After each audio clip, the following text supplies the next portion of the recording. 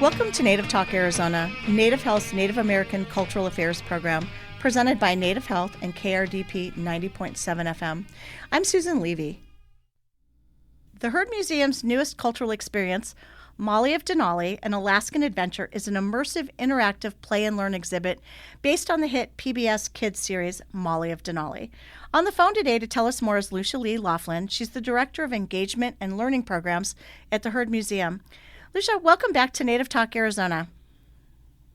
Thank you. It's great to be back. Excited to share about this interactive experience for families. What a cool thing. But before we get started talking about Molly of Denali and the new immersive experience at the Heard, tell us a little bit about yourself and your journey at the Heard. Sure. So I've been at the Heard Museum for 4 years, just as of the beginning of June. And it's been wonderful to be here and be part of the programming team because we get to work on pretty much everything that happens for the public at the museum other than the exhibitions. And with my background as an art teacher, I spent 7 years teaching art full-time at a charter school in Houston and have studied art history and art education. So to be here at the Heard Museum and be able to share about the incredible collection and artists and communities we represent has been truly, one of the biggest achievements of my life and one of the most exciting things. And I grew up in Oklahoma, so I'm 4 years into being in Arizona and, thus far have survived the summer. So I plan to do that again this year. Yeah, it is survival in Arizona in the summer, that's for sure.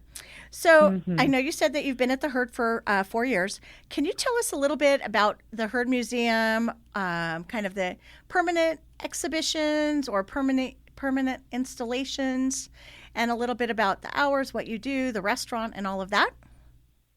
Yes, there is so much to know about the Heard Museum and so much to experience while you're here. But basically, we are the largest museum of our kind in the world.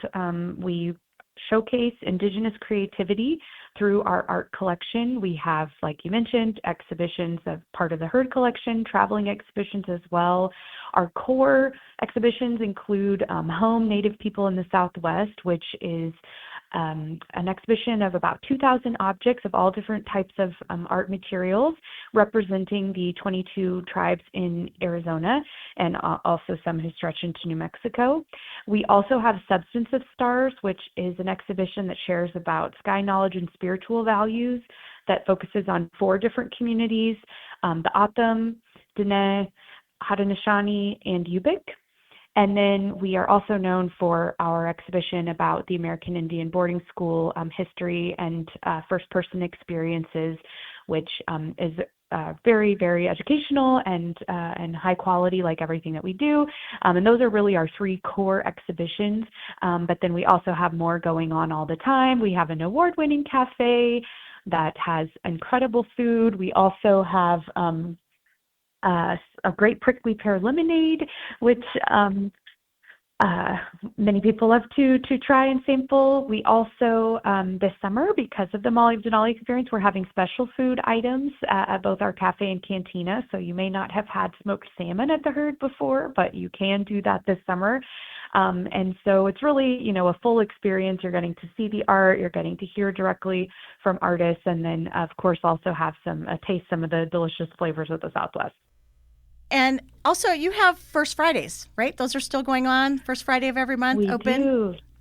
Yes, we have First Fridays, and this summer, for each First Friday, we've got James Johnson here carving, doing demonstrations. He's a Tlingit artist based in Gilbert, and it's been amazing as of this first Friday, for him to share, to carve on site. He can answer so many questions about his work and about his community.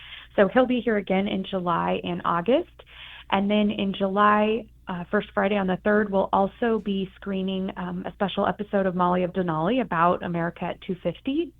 And in August, we'll be partnering with our Arizona PBS station to share some of the long-form Molly special episodes. So we'll be screening each of those twice throughout the evening, and James will also be back to carve and share about his art. So First Fridays are still going strong and a great way to experience the museum. Okay, and that sounds like pretty amazing. I've been to some of the first Fridays and they're wonderful. And then I also Okay. wanted to find out I know that you've got some kids programs. Are those still going on in the summer besides obviously the Molly of Denali that we're going to talk about? Yeah, definitely. So that's been a big part of this project and something that we're already enjoying, which is we're hosting this wonderful experience, but it's allowed us to program around it, and bring other aspects to life. So we actually have some weekly programs every Wednesday at 11:30 inside the museum. We do a dance party.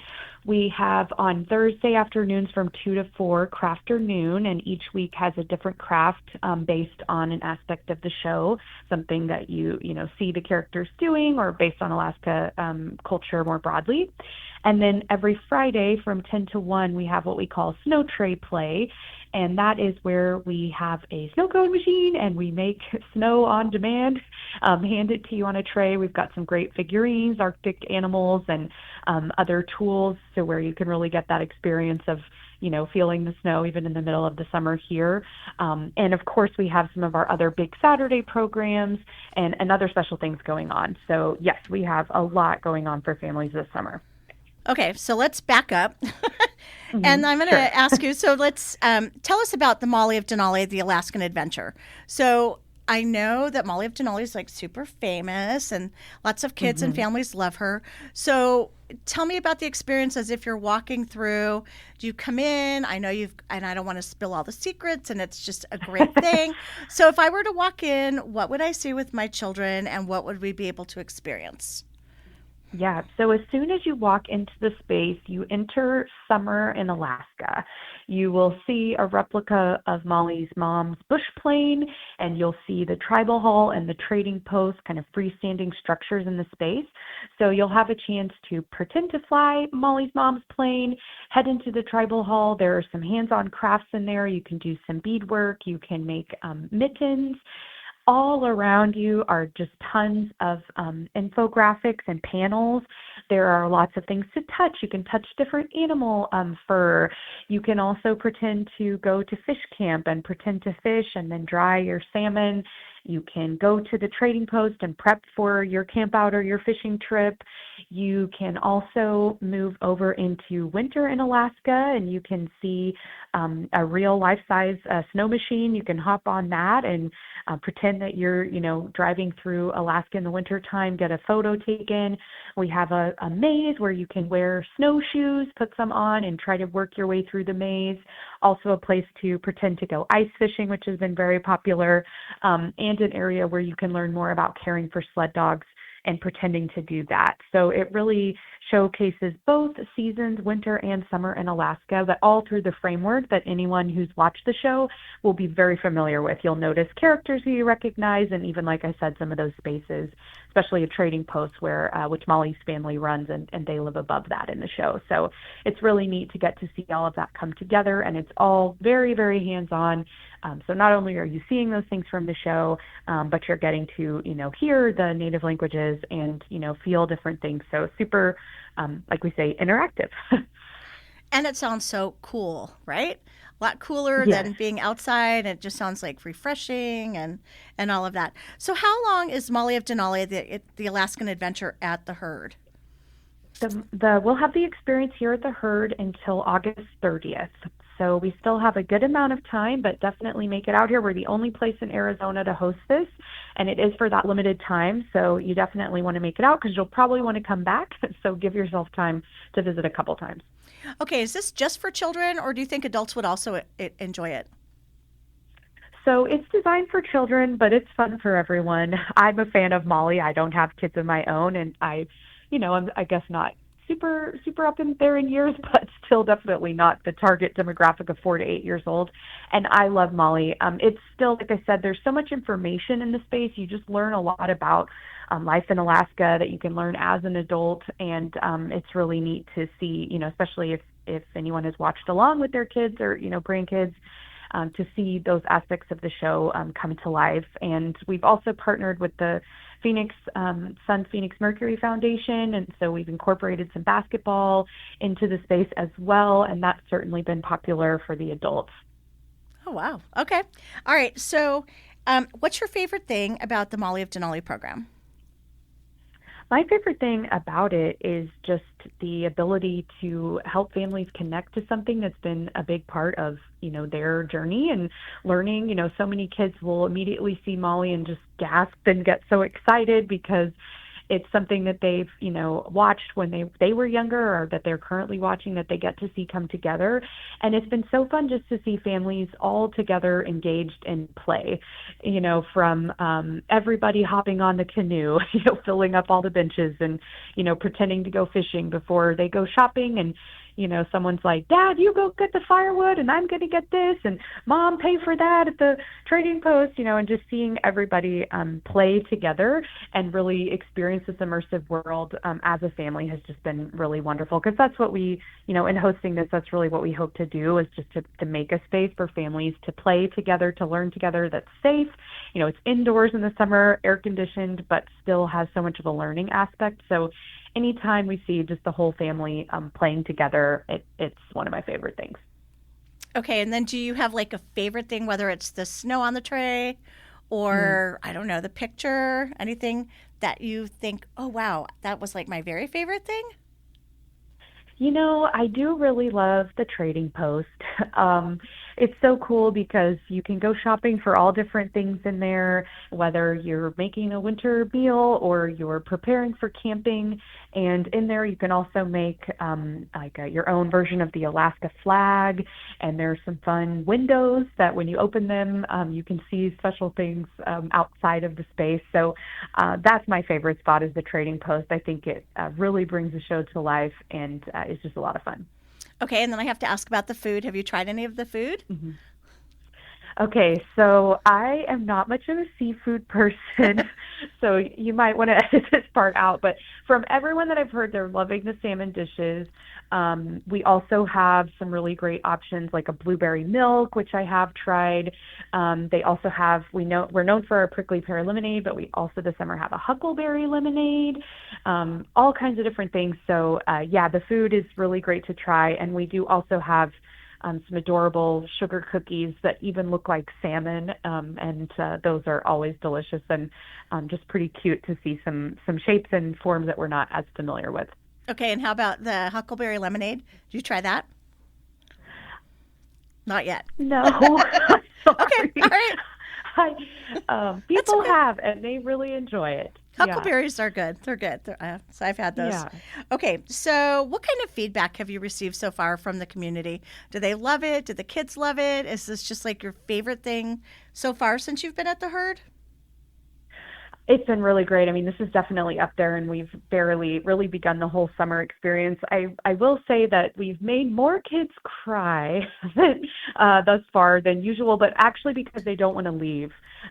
So kids are just having so much fun that they'll come back multiple times throughout the day. They just want to keep visiting their favorite spot of the experience. So we've definitely gotten that feedback from the little ones that they prefer to stay and play as long as possible. And yeah, everybody is super enjoying it. They're learning new things about Alaska. They're having fun together as a family. So we're really pleased with how well it's been received, and we just hope that more people can come out and get to experience it. That's awesome. All right. And I believe there is no cost if you have a tribal ID or CIB, correct? Correct. And that goes for just the experience itself and any of our special programs that we're having throughout the summer. Okay. So if you have a tribal ID or CIB, you can get into everything at no cost? Correct. Okay. And when is the museum open this summer? Is it 7 days a week? No, we're open over the summer, Tuesday through Sunday, 10 a.m. to 4 p.m., and the Molly of Denali experience is open at that time. We also do have a special hour on Saturday mornings for Herd Museum members. So it's a great, way to support the museum, support this kind of program to join. And from 9 to 10 in the morning on Saturdays is special access for members. So if you're looking for maybe a less crowded time to visit or you're just an early riser, that's a great opportunity. And do you have a recommendation for, I probably shouldn't ask this on air, but like where it's less crowded? Like would it be first thing in the morning or towards the end of the day or lunchtime? Yeah, I would say towards the end of the day if you're looking for it to be less crowded because, it is designed for kids. And so a lot of times people come in the morning and then they go home for nap time and it's a little bit quieter. But we also do have a quiet room available throughout the whole summer. So, as it maybe does get a little overwhelming, if kids playing next to you, are loud or seems overstimulating, there's a quiet space with low light and some activities for people to go if they need a moment just away from the crowds and the noise. So that's always available, but I would say afternoons are going to be your best time if you're looking for kind of, to have more of the space to yourself. Well, and I think it's amazing that you can go in and do view other exhibitions also and tour other parts of the museum. So, Lucia Lee, are there any other places to learn about Alaska in the museum, or is it just in this one exhibit? Yeah, so what's really cool is that we have also extended the experience into the museum. So we have a special version of our family map for the summer, our Herdlings family map, and that takes you to a few different destinations with some hands-on activities. So you can pretend to and actually go bird watching in the Nichols Garden. You can hear different Alaska Native languages up in our Yupik section of Substance of Stars. We even have a game of tic-tac-crow based on the Three Sisters where you can choose to be corn, beans, or squash and play a game. And we have special films on view in Harnett throughout the summer, an episode of Molly of Denali. We also have a video of Tuna McIntyre, a Yupik artist, doing dance, and also a video of the band Bumua, who does the theme song of the show Molly of Denali when they performed at the Musical Instrument Museum a few years ago. So we've definitely added some Alaska touches and highlights throughout the whole museum. Not to mention that we also partnered with the Phoenix Zoo, and we have some of the zoo lights here on view, including an opportunity to go bird watching in the museum for puffins, which are Molly's favorite animal. So, Lucia Lee, one more question. Again, just in case our listeners forget, when does this exhibition end? So this will close on August 30th. So come see us. It's the only place in Arizona that will be hosting this. Come see us before August 30th. Okay, one more question that I didn't have in there. Any upcoming events you're allowed to talk about for the fall? Yeah. For the fall? Yeah. Okay. I'm putting you on the spot, and you don't have to say anything if you can't. But if there's any tidbits that you want to throw out? I think for now, I will just say that you should expect some really exciting things from programs that we all love at the Herd in the fall, Indigenous Peoples Day and Veterans Day, and that we'll be sharing more announcements soon. But that's probably all I can say right now for the fall, but stay tuned. But I could share more about some of our special programs this summer if you want to hear about that. Sure. I have about 1 more minute, so tell us a couple things about the summer. Yeah, so we're going to have some artists visiting from Alaska, including Sydney Isaacs-Holstein, who worked on the show, did some animation. She'll be here to share about her work, screen an episode that she worked on. We'll have a couple of athletes, Kyle Worrell and Eden Hobson, who will be here from Alaska as well, sharing traditional youth games. You'll have 2 opportunities to come and meet Molly of Denali in July and August. We'll be having huskies here that you can meet that are up for adoption. We'll have a bald eagle. We'll be sharing more about fish native to Arizona and how they compare to fish from Alaska like salmon. So tons of opportunities to come, an ice sculpture, and ice carving. So yeah, come and see us. We've got a lot of fun happening over the next couple months. I don't know. You had me at the huskies. But anyway, all right. I know. So one more time, The hours again of the Herd this summer are Tuesday through Sunday? Tuesday through Sunday, 10 a.m. to 4 p.m. Okay. And how can our listeners find more information about the Herd Museum, the Molly of Denali exhibit, and how can they contact you? Sure. So if you head to heard.org, you'll get information about the museum, about our current exhibitions.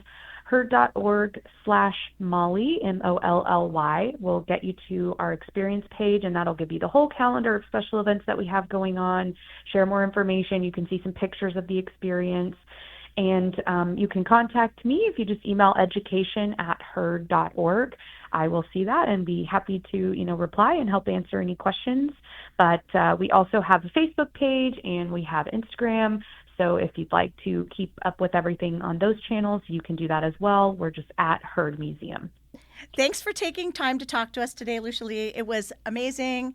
And I encourage everybody to go check it out. Bring your tribal ID or CIB so there's not a cost when you go, and enjoy the herd and the air conditioning. And obviously, Molly of Denali.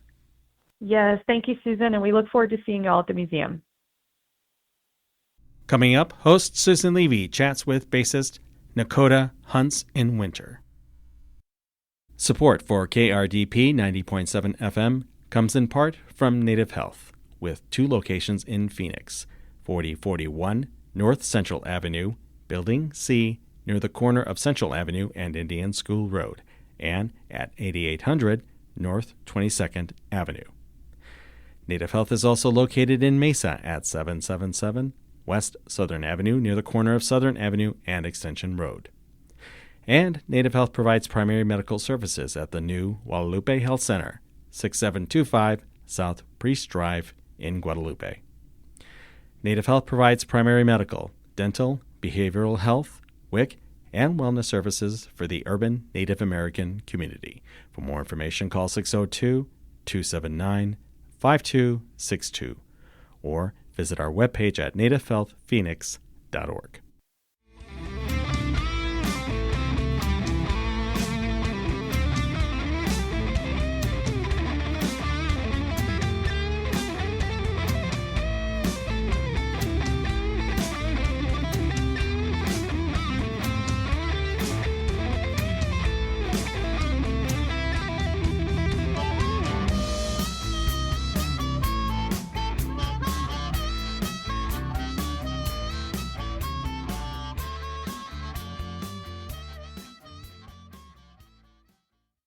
Welcome back to Native Talk Arizona, Native Health's Native American Cultural Affairs program, presented by Native Health and KRDP 90.7 FM. I'm Susan Levy, and today with us is Nakota Hunson-Wenner. He's a Grammy-nominated musician and a recent graduate of Mesa Community College. Congratulations. He uses his talents to build community and inspire others. Nakota, welcome to Native Talk Arizona. Thank you for having me. I'm glad to be here. Well, I can't wait to hear more about your music. All right, but before we get started, tell us a little bit about yourself, your journey, and your musical journey. Hamidaku api, Nakota Waniatu Wakua Amakiape. Hello, my name is Nakota Hunson-Wenner. I've been a musician since I was 10. When I was younger in 4th grade, they asked me to join the orchestra. They brought us all into a classroom, showed us all the instruments, violin, viola, cello, bass. And of course, when I was choosing my instrument, I decided that I want to play the biggest one. And I thought that was the cello. And I ended up with the upright bass. That's kind of where I started my whole musical journey. I fell in love with music from there on, and I've kind of transitioned from upright bass to electric bass. I still play the upright bass, but my primary instrument is the electric bass, not the upright bass. I now perform in a few bands here locally in Arizona, and it's kind of what I love to do. I live music every day from the moment I wake up to the moment I sleep. Wow. Very passionate, obviously. Yes. Okay, are your parents into music? They listen to music, but it was more my thing. I know my mom played violin when she was younger for a little bit. Doesn't really do it anymore. And my dad also played drums when he was younger. He actually, his teacher, drum teacher, was the original drummer of Megadeth before they got signed. All right. So, Nakota, tell us a little bit about your tribal affiliation and if you have any cultural influences that you want to mention. Yeah, so one cool thing is my grandpa Huff on my dad's mom's side.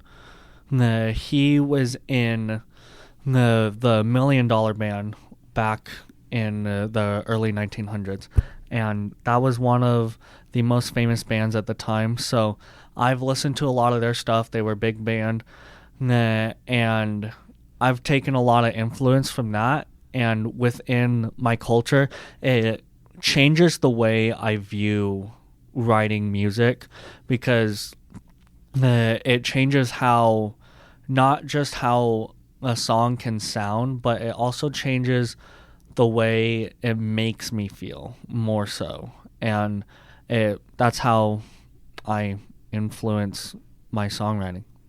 All right, what instrument did he play? Actually, I don't know. Oh, yeah. trombone? Yeah, All right. trombone. Have you ever played a trombone? No, I've never played a wind or brass instrument before. Only strings. Okay. Okay, so I'm going to go back to the electric bass. Is that a guitar or is that like a big, I don't know anything about musical instruments, but is it big? It's about the size of a guitar. Okay. So it's basically a guitar with 2 less strings and it has a lot lower notes. Okay. It's primarily used to hold down a groove within a song, and it's literally the bass line of the song. Without a bass, there's no groove and movement to a song. Oh, yeah, I learned something. All right. Okay, so who have you worked with musically? I know you've done a lot of really impressive stuff.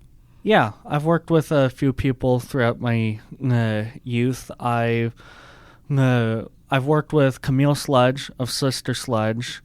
They're the ones who sang We Are Family. Yeah. I've played on stage with Brian Head Welch of Korn. That one was super fun. I'll never forget that experience. I've also opened up for Alice Cooper twice, and I performed bass on one of his songs on his kids album, which was also Grammy nominated back in 2024. And I think the funnest one would probably be with Larry the Cable Guy. It was just a short shout out, but he's such a fun character. All right.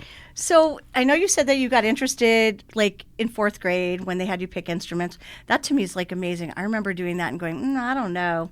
And I picked a clarinet and didn't stick with it. But anyway. All right. So if you could collaborate with any artist, dead or alive, who would it be and why? That's a good question. I've thought about this one a lot throughout my years, but I have kind of dwindled it down to Prince, specifically Prince and the Revolution. I really admire everything that he does, not just musically, but also his work ethic and the way that he practices with his band. He'll go over parts over and over. He's spent multiple days working on one part of a song with his band, and even after he's done with his band, he'll go into the studio and record some stuff very next day, show it to the band, and just be like, here, we're learning this, let's do it. That's what I love about him. The grind never stops for him, and to be able to work with him would be so cool. So when you were talking though about when you did something with Alice Cooper and Sister Sledge and stuff, or Camille Sledge, do you practice a lot or do you just get up and go? Oh, I practice all the time. Nah. But I mean, when you're working with them, do they have you rehearse or do you just get up and do it? For that, it's a situation by situation basis. So when I played with Brian Head Welch of Korn, we got one rehearsal with him, and then the rest was rehearsals without him. With Sister Sledge and Alice Cooper, that was all practicing on my own. Didn't ever get to rehearse with them, let alone meet them. I got to meet them once. I've met Alice Cooper a few more times, but they have really busy schedules, and they can't give their time to everyone. Okay. All right. Well, I'm glad at least you got to meet him. And then did you do a cover of No More Mr. Nice Guy? Yes, that was on Alice Cooper's Grammy nominated album. The great thing about that album is he changed his lyrics a little bit to make them more kid friendly. So no more Mr. Nice Guy turned into Now I'm Mr. Nice Guy, reverses the story of the lyrics talking about bad stuff that he used to do, and then changes it to how he's such a good guy now.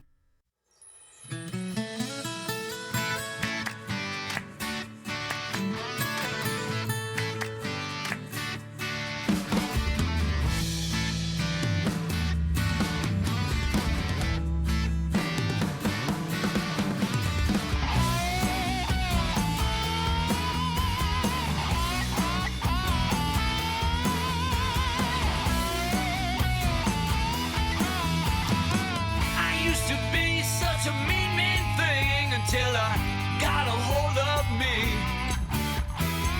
I slammed the doors on little old ladies. Was so much fun to see. I got no friends, I had nobody to play with me. 'Cause I was bad, my fist was bloody. But now I see, now I'm such a nice guy. Now I'm Mr. Clean. Now I'm Mr. Nice Guy. I always try to be.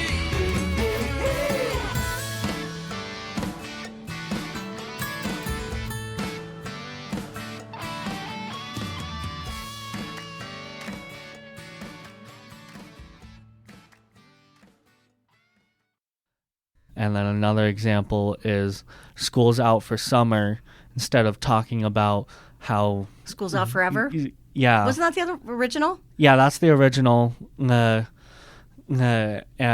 now it's school's out for summer. He talks about all the cool things that you can do over the summer, but then brings it back into we got to get back to school and get back to the grind, stuff like I that. remember singing that when we were out. All right. So you finished MCC, and what are you going to do this fall? Are you going back to school, or are you going to focus on music? Yeah, I'm currently at ASU right now. Okay. I finished my first semester, and I'm still going for my bachelor's degree. That's going to be probably late 2027 or early 2028 when I graduate. In music? Yes. Like a BFA or something? Audio engineering. So Okay. I'll be the recording person, basically. Okay. And then how do you do all of this? I mean, like, so you're a full-time college student, I assume? Yes. Okay, and how do you, and you said you play, you are interested in music. What'd you say, from the minute you wake up till the minute you go to bed? Yes. So how do you do that? Practice, write, play? I just have to find the time. Like, I like to always base my schedule around my work and school. And I put in everything in between those. I am a very busy person. I usually don't have time to hang out with people as much as I'd like to, because I've always got something scheduled, whether it be an open mic or a recording session. But now that it's the summer, school's out, and I can... I like that. Yeah. School's out for the summer. All yes. Right. I can focus on the more... like, I can really hone in on my new projects. I've got some pretty exciting stuff coming pretty soon that I hope to announce sometime soon, but can't spill all the beans. That's right. You got to leave our listeners hanging. Okay, right? So tell us. So I guess there's different types of playing the bass, right? Yes. So tell me about the different types, because I don't know anything about that. There's so many different styles of bass playing. I focus on more of an improvisational jazz and rock style. So I combine the two. Rock comes from blues, blues comes from jazz. So the way they are structured works very well. So I can hear a song, I can know what key it's in, and I can kind of mess around and figure out how to play it without actually knowing how to play it. That's what I love to do. But of course, there's also classical style, which is very straightforward. You play what's given to you. There's no variation, no improv. Okay. All right. And then what's the difference between a thumb and a slap? Am I asking the right question here? Close. So there's two types of finger techniques that you can use to pluck the string. There's finger style. You'll alternate between your index and your middle finger, just plucking the string like how you would think you would pluck a string.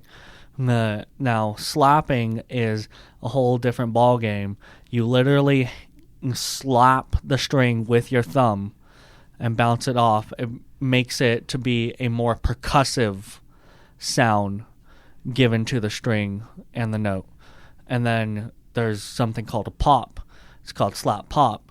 You dig your finger under the string and pull the string out. You get slap, pop, and that's where you get one of the most famous bass techniques, slap. One of the most known people for slap is Flea among the commoners. This sounds painful. It, No? I don't know. I mean, it depends on how you do it. You got to have the right technique.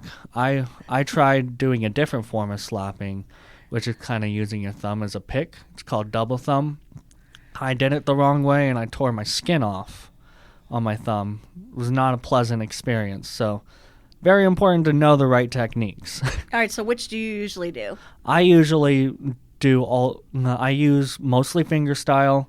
Sometimes I play with a pick, and I also do slap. So just depends on where it's needed. Okay. All right, so what's your favorite performance experience? Favorite performance experience? Such a good question. I've had so many over the years. I'd probably have to say so I performed in a Battle of the Bands competition called Alice Cooper's Proof is in the Pudding. This is a competition for ages 12 to 25. And I performed with the band that I'm currently in, Piper Conley and the Habit. We got through to the final round. The most fun experience I ever had was playing her original song, Chameleon. It's out on all streaming platforms under Piper Conley. And we just had so much fun on stage. We were running around playing the song. It was like so fun. It may not have been like playing with Brian Head Welch or opening up for Alice Cooper, but the feeling that I had playing on stage with them was like no other. I'll never forget that experience. Like, it's the small things that really do it for me. I don't know. That sounds pretty big. I don't know. I've never done anything like that. All right. So who are your top 5 favorite bassists? If I'm saying that. Bassists? Top 5 favorite bassists? It's another good question. There's so many to choose from. Okay, how about your top 2? I can do top 5. Okay. I'll do it in order. I always have my list. It changes every now and then. I'll start from number 5. I always put Flea at my number 5. People say he's an overrated bassist. I think he's a tiny bit overrated. Not super overrated. He's a really good bassist, but there's a lot of better options out there. For number 4, I like to go with Geezer Butler from Black Sabbath. He really started this style of bass playing within rock and roll and metal. There's just a certain technique that he does that almost everyone uses now. I love using it too. And then number 3, I will go with James Jamerson. He is actually the inventor of the slap on bass. So he's such a cool guy, such a great bassist. Number 2, let's see. It's a good question. I'd probably have to go with Michael B. Anthony of Van Halen. He's a very underrated bass player. A lot of the stuff that he does is usually straightforward, just single note.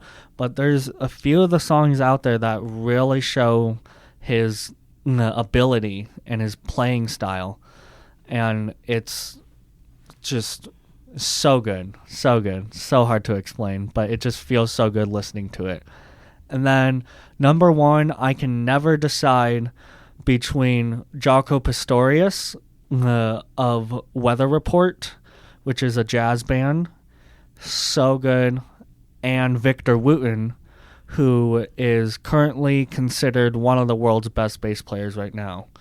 He's got such an amazing feeling of groove and rhythm. Like, he can...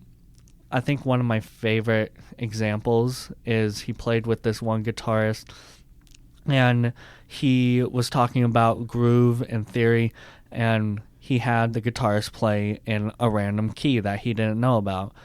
And then he took 2 notes to figure out what the key was. He played one wrong note and then figured out it was this other note that he was supposed to go to. Started playing a groove within that key, but then he started to go out of the key, just up note by note by note, and proved that with a proper groove, that you can see that the bass really holds down a song, because it started to sound like the guitarist was in the wrong key versus the bass. So it's like there's so much that you can do with bass that it's just such a cool instrument. Wow, you are passionate. I don't think I could name 5 of anything. I'm pretty impressed. I could maybe do fruit. Okay, Nakota, so I know you have 2 singles on Spotify. Can you tell me something about those? The name, anything about them? Yeah, I've got 2 singles right now, Squirrel Army and Feel Me Bleed. Squirrel Army, as the title suggests, it's a little silly song. I released it back in 2022. I just wanted to write a fun, silly song about a squirrel army. There's not much more to it. It was just kind of a little thing that I did.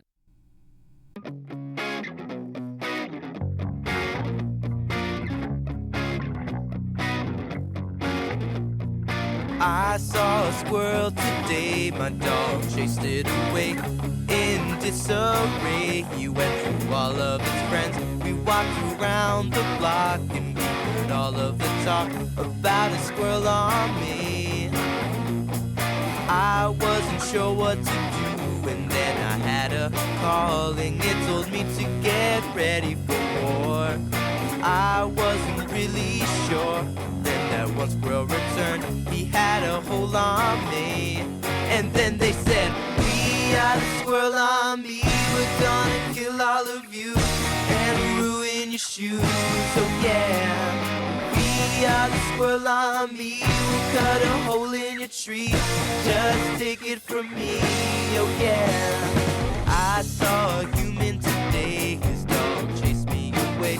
In disarray I went to all of my friends, I told them about this, I asked them to go fight. They said that they would fight and go take them down. Let's go win this war and show them what we're for, and rub it in their face, 'cause they attack first. We marched down the street and found those 2 things. They tried to back away, and then we said, we are the squirrel army, we're gonna kill all of you and ruin your shoes. Oh yeah, we are the squirrel army, we'll cut a hole in your tree, just take it from me. Oh yeah.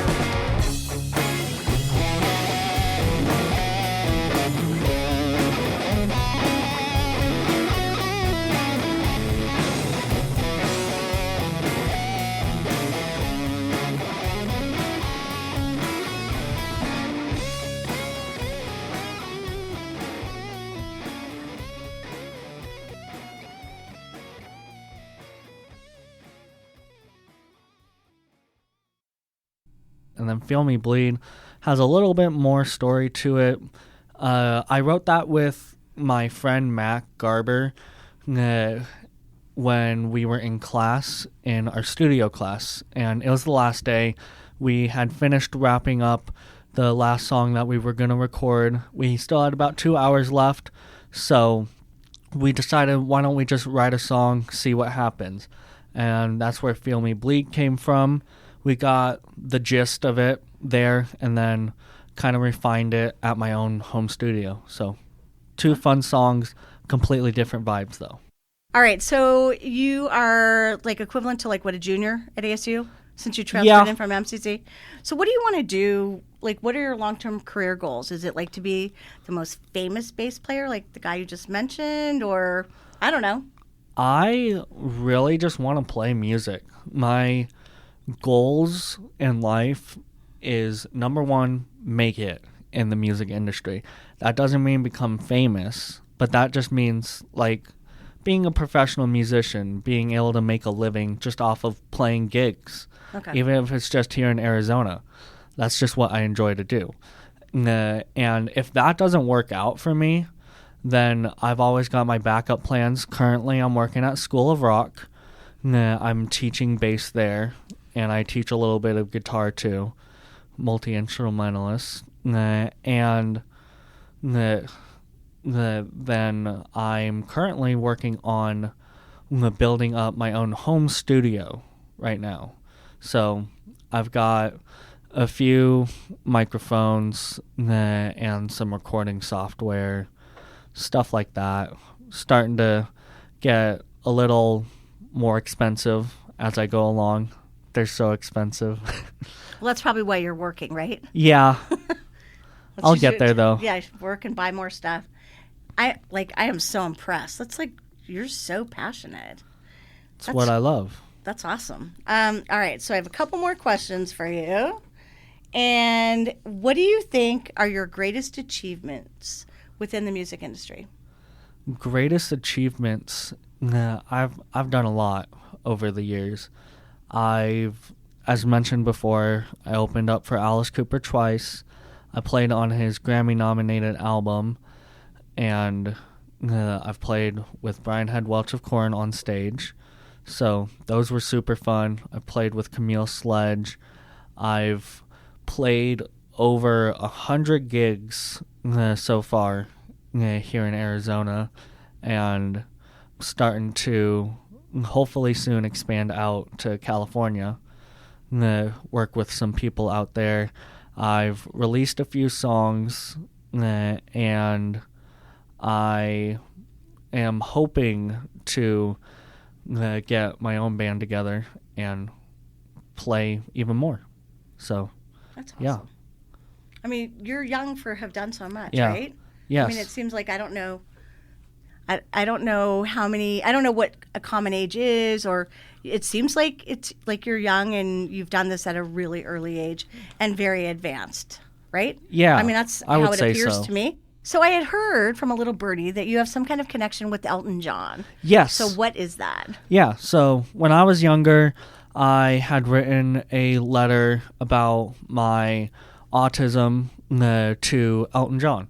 And I just thought it'd be nice to send him a little message about what his music's done for me when I was younger. I had trouble with communication and trouble with just simple executive functioning type stuff. And his music has really helped me to calm down any of my anxiety or panic attacks when I was younger, and really helped me progress from what I used to not be able to do to what I can do now. So I wrote him a letter when I think I was 11 or 12, something around there. And his manager wrote back to me, surprisingly, and it was really nice and heartfelt, and just gave me support and told me to keep on doing what I was doing. And he told Elton about me, and it made Elton smile. So I was really happy about that. That's awesome. Wow, I'm impressed. I don't know how many people write to Elton John. I don't think too many. All right, what's your favorite Elton John song? Favorite Elton John song? I'm going to put you on the spot. Probably Tiny Dancer. Okay, good Yeah, song. I really enjoy it. Okay, so Nakota, where can our listeners find the songs that you've mentioned? Because pretty impressive. Yeah, I've got songs released on every streaming platform that you can think of, from Spotify to YouTube, even the smaller ones that no one's heard of, like Deezer. But you can find it under my name, Nakota Bass God. It's like Dakota, but with an N, bass, BASSGOD. All one word, all lowercase. On all platforms. On all platforms. Okay. All right. It has been a pleasure. For our listeners, how can they find more information about you, and how can they contact you, whether it's your social media or however you'd like them to reach out to you? Yes, you can find me on Instagram, Facebook, TikTok, all under Nakota Bass God. Again, it's like Dakota, but with an N at the beginning, BASS, bass, GOD, God, all lowercase. Okay, and one more question. If our listeners are interested in contacting you, you're always looking for other gigs and partnerships and things like that, right? Yes. Okay. Feel free to DM me on any of my platforms or email me. Email's same as all my social media, Nakota Bass God. So, Nakota, thank you so much for coming on today. It's been a pleasure. I've learned a lot about bass and about your 5 favorite, which I never knew there were those. But I appreciate it, and it's been really interesting. So thank you. Thank you for having me. It's been a pleasure being on the radio, and thank you for interviewing me. Absolutely.